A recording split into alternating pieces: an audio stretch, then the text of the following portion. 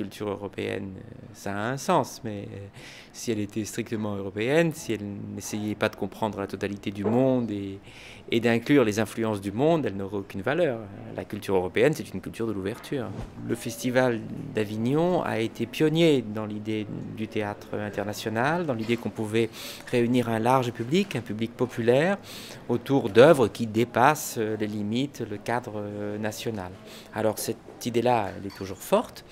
Et puis je crois qu'Avignon n'est pas simplement un lieu de diffusion de spectacles, c'est aussi un lieu qui doit être un moment fort de la vie intellectuelle. Et donc à ce moment-là, on peut penser l'Europe, penser ce qui nous réunit, penser l'Europe au cœur du monde.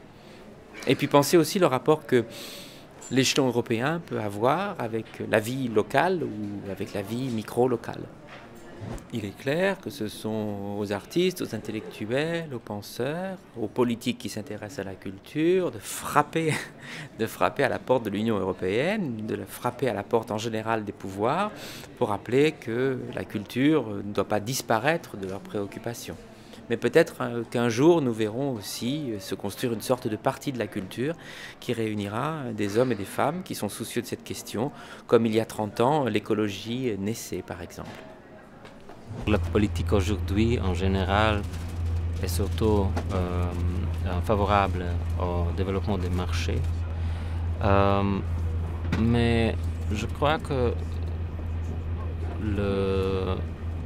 l'histoire d'Europe est l'histoire de différence en unité.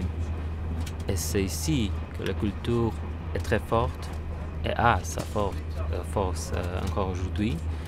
Ça veut dire que c'est très important que les différences qui sont liées à biens culturels sont très précisément intégrées dans l'ordre juridique de l'Europe.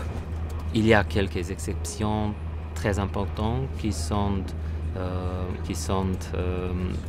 fondamentales pour le développement de la culture, surtout au secteur audiovisuel et au secteur du livre.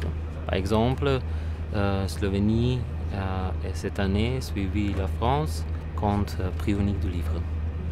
C'est une nouveauté dans notre praxis juridique, mais c'est une loi qui doit défendre le marché du livre.